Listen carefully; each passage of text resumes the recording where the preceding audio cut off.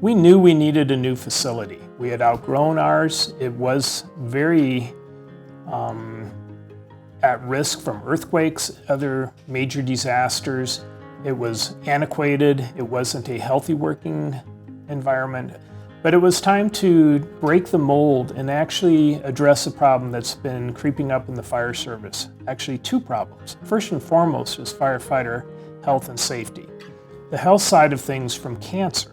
We lose 3 times the number of firefighters from cancer a year that we do line of duty deaths. So that's a real issue that needs to be addressed. And while we're talking about it, we're not taking active steps to truly fix it.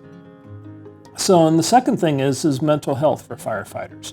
Obviously, post-traumatic stress disorders, suicide rates, things like that are of high concern for many occupations, but the fire service is not immune to that. So we wanted to create an environment that felt healthy to people, gave them mental health, physical health, so that we could in turn serve the public from a healthy standpoint in a very proactive way. To accomplish that, we really had to just sit back and say, okay, what are our root problems that we need to address? And when we identified what those problems were, we just went all around the world to look at best practices of how can we incorporate science, known information into this facility and do it right once the first time. And that's the creation of this fire station. Fire service is something that all of us need. These guys don't just come and put your house out when it's on fire. They come for medical, car accidents. They are responding to all kinds of different emergency situations. And honestly, we're in a position now where we need more of these stations just stationed around the valley. Well, the fire station that they left behind was in very bad shape, and they were in need of a lot of things to really be able to do the work that they needed to do. Their old facility was antiquated, out of date, out of current seismic requirements, and unsafe to use. Not to mention overall about 2 bays short of being really usable for their actual responses. So the goal was to build a new station that would house all of their equipment and all of their personnel at one time. It's crazy, you know, thinking all the way back to when it was college town when I went to school here, and it was basically a cow town. I grew up in Bozeman, and really the growth here started probably in the 90s, but the last 10 or 15 years it has just been next level growth. And if you look at building permits, Belgrave itself a year ago was the fastest growing municipality in the country. Any improvement was a huge improvement on the previous station. And Chief had so many innovative ideas coming into this station that it wasn't really hard for us to kind of build off of his enthusiasm and get the ball rolling a little bit further. Ron is such a strong advocate for safety and investing in community, and as well as I think mentoring and bringing up younger fire people to really understand the importance of the career in being a firefighter and a first responder. In putting together the team for this, one of the critical components was having a good owner's representative. Having some board members that are in the construction industry really helped it out because they knew how to talk the language of the construction folks. And when we had our architect team, both Bill and John and Brian, they're experts in their field, but I had to be able to communicate fire language into construction language and design language so that we shared the same visual picture. And then they in turn put that down on paper. So we really had to make an effort to have good communication. Even if you have expertise on your board, you still ought to look at a professional to help you. We all were wise enough to know that we don't have the time to manage, because there's a lot of details day to day. And so we hired a construction manager, and we got a real good one. And Brian Tate did an outstanding job. Well, I think part of my role here was we have built other fire stations, so we had that experience. We selected an architect that had built other fire stations, and we'd selected a contractor that had built other fire stations. And so I think that was a great foundation, if you will, baseline for us to succeed here. Yeah, we had the pleasure of working with a gentleman named Brian Harris with TCA Architects out of Seattle. We'd worked with Brian before on another fire station for the city of Bozeman. And he and the chief got into a discussion early on in the project about a model that was used in Australia for fire station design, which basically had the separation of the contaminated environment from the living environment. And that became the thesis, if you will, for the design, and really became how we structured and organized the program. The key thing we do is to listen to the needs of the client, and often without the benefit of really taking a deep dive into the core values of a project, because every project is unique. That's step one. And so collaborating with the Central Valley Fire District, they had very specific expectations and desires for a project. When we designed this facility, we talked about it. We helped them understand the why again. Why are we building it this way? Because a lot of these ideas were firefighter driven. And with their ideas incorporated, now they have ownership into this facility as well. So when he comes to us and he's asking, you're on the ground, you're the ones doing this day in and day out, what can we do to make this station better for you? And that boiled down all the way to the colors of the walls and the floor, the types of materials. Some of the things that we were really interested in were obviously the decon, safety, wellness of the entire decon process.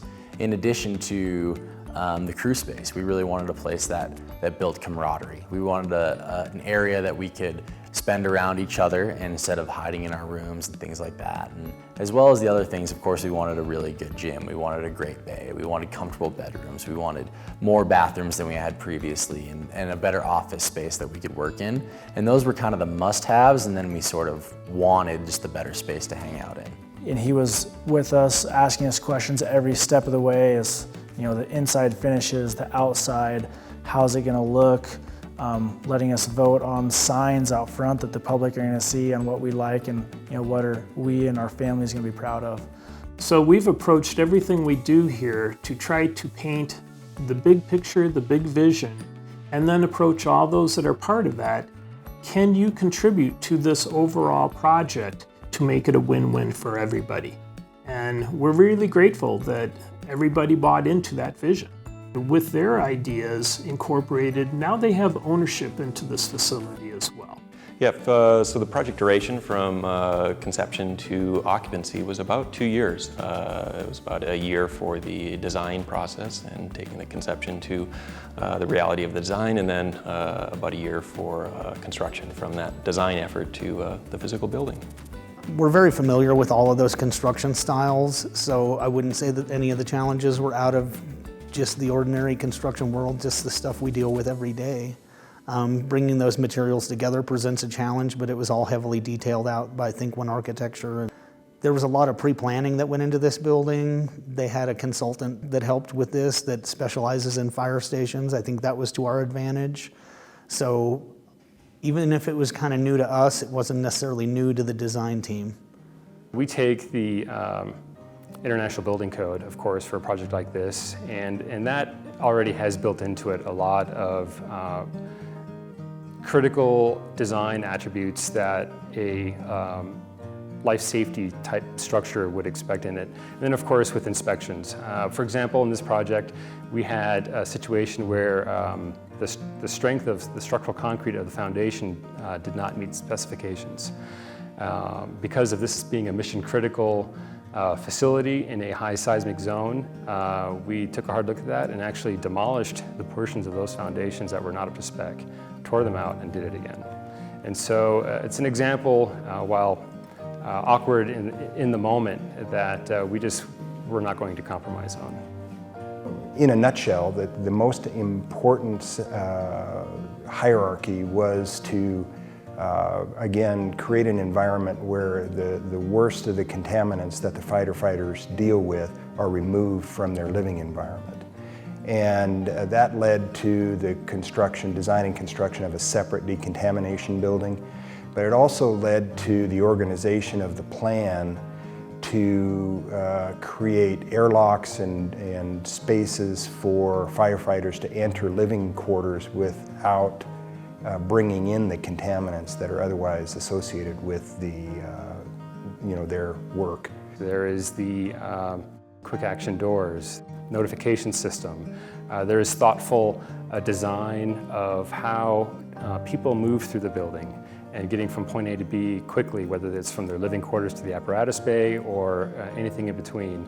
And so there are some obvious attributes to a project like this, and there's some subtle ones as well.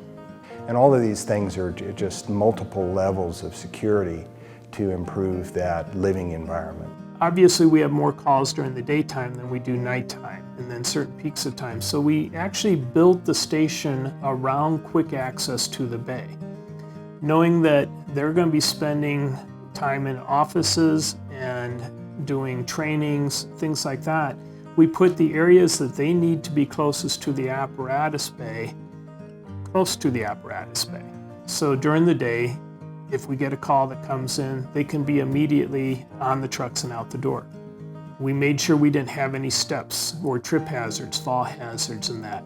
We designed the grates for the floors to go under the trucks instead of between the trucks. We made sure we had enough space between the trucks so that we could adequately get your gear on quickly and move and not have that be a problem.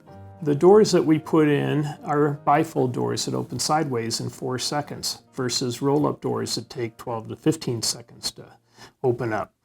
Not only does it give us a quick response out, but then they close automatically behind us, so we're not wasting time getting doors closed, and we're not losing heat in the wintertime.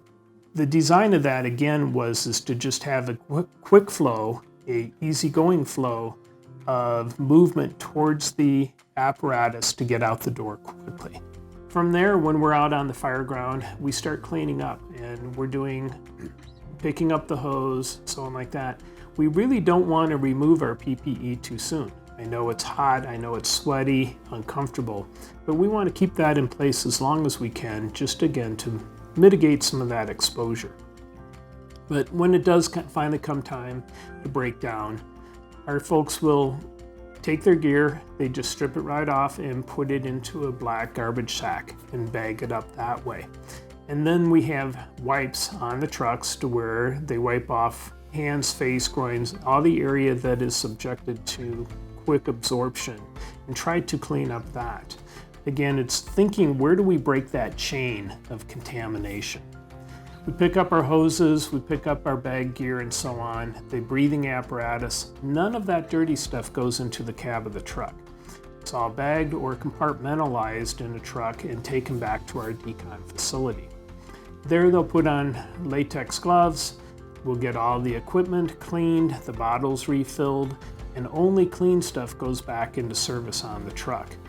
Once they have gotten all the equipment washed, cleaned, then they wash the hoses, then they wash the truck. Everything's cleaned in the bay, and the final step is they take off the uniforms, put them into the wash machine, and take a steam shower. Shower within an hour is our saying. And what we want to do with the steam showers is to actually open up their pores and allow kind of an off-gassing of any contaminants that have been absorbed into the skin. I think back in days where I would take a shower 4 or 5 days after the fire that I was on. Even though having showered every day, I was still getting smells of smoke coming off my body 4 and 5 days later. That's what we want to avoid. That's trapped contaminants that lead to cancer. In our particular case with this design of the decon building though, we don't want to just flush it down the drain and expect it to go away. We realize there are contaminants there, so we actually have holding tanks for these materials. If in fact we knew that we got into something really bad, those holding tanks can be separated off and held and pumped out. So bunker gear is obviously contaminant laden. So our process is anytime they've been in the black, they come back, they wash their bunker gear, it's hung up to dry, and then it's moved into a special storage room that has a negative airflow. So it's always pulling air from the bay through the bunker room and outside. With that, we never have that real sooty smell when you walk into that room. It's also a dark environment, so we don't have daylight UV light breaking down the fibers of the bunker gear. It's well lit from lighting that doesn't produce UV light. I know we can never be totally free of contaminants, but what can we do to put some good roadblocks there or break that chain? So it starts out with the decon building, but from there they come back in and we put in a boot washing station, because a lot of times they may be going on a medical call or an accident scene and they have oil or grime or biohazards on the bottom of their boots. And instead of wearing those boots into the fire station and spreading that all around, but we also have the little rubber shoes, and they keep those outside in the bay to where they'll take their work boots off to go into the living area. And that again is keeping the contaminants, dirt out in the bay, and the living area is clean. And all of these things are just multiple levels of security to improve that living environment, to minimize the amount of contaminants that are brought into the building. The living space and the administrative office space is positive pressure. And so it's fresh air from the outside coming in here, positive pressure, and then the airflow goes out to the bays. So anytime the bay doors are opened, none of that dirtier air from diesel smoke or anything else can come back into the living quarters. You'll notice there's a lot of hard surfaces. All the floors are hard surfaces, so that they're, one, easy to clean, but also that you can. We have walk-off mats at doors where you're trying to be a first line of defense for contaminants that are brought into the facility. Another aspect that we incorporated into this facility was multi-purpose usage of our training room. So we recognize that there could be some very large events that are emergency in nature, whether it could be a large train crash with Balkan oil field coming through here, a lot of flammable liquids on the railroad, maybe a plane crash at the airport. God forbid, we don't want that, but that's always a possibility, or any number of natural disasters. But to do effective management of those means that you have to put together an incident command team. And that incident command team needs to have a good place to work.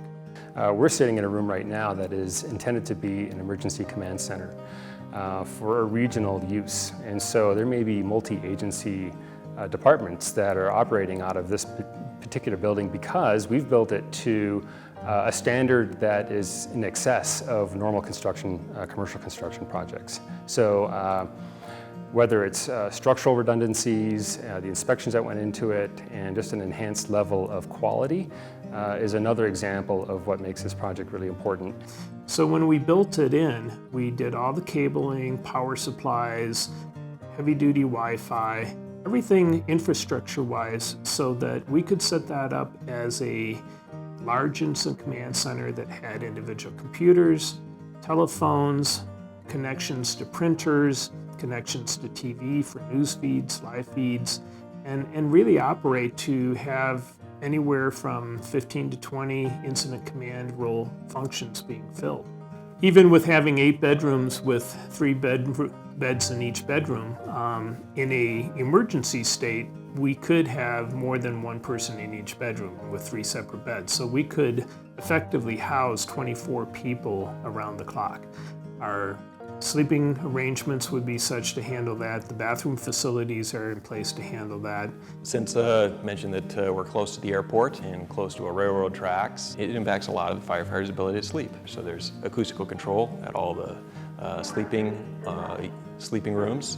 There is triple glazed windows and a high performance building envelope around the sleeping rooms to mitigate the amount of distraction from a good night's sleep. We have a separate heating and cooling system for them and gives them individual controls for their heating and cooling, and separation of the living quarters from even the office areas to minimize any cross-contamination or connection there. So we designed the bedrooms to where we had enough bedrooms to have the on-duty crew be able to have their own bedroom. So now every firefighter assigned to this station is able to have their own bed, their own bookcase that they can put their family pictures on, and gives them a sense of place because they're spending a third of their life in a fire station. So we want to create that home environment as best as we can.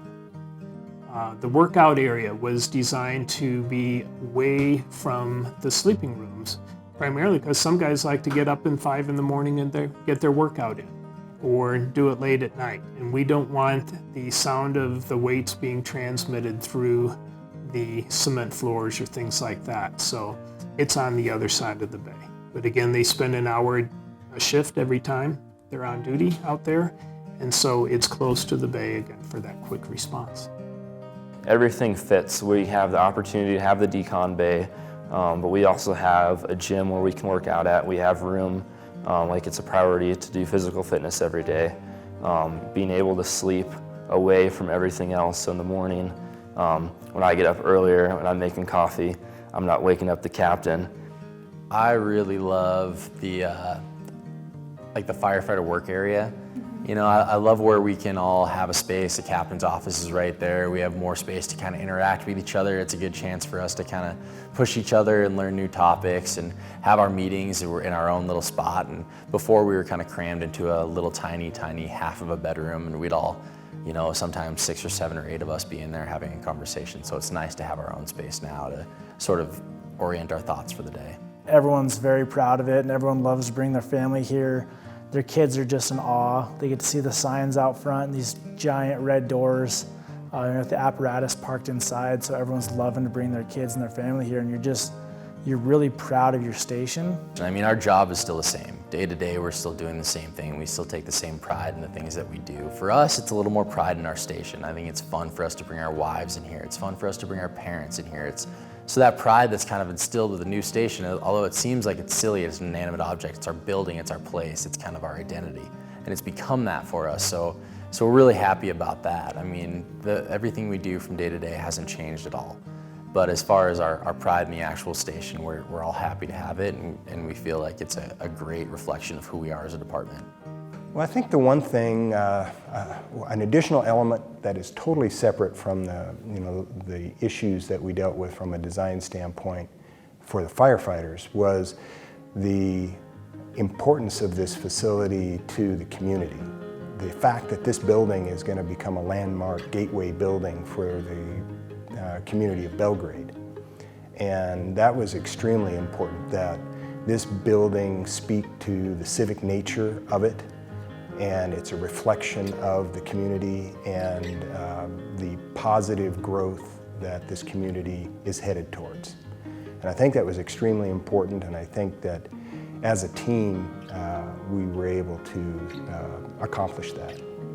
Yeah, I think, of course, we're grateful for a project like this being funded by the taxpayers, right? The residents of a project like this. This is their building.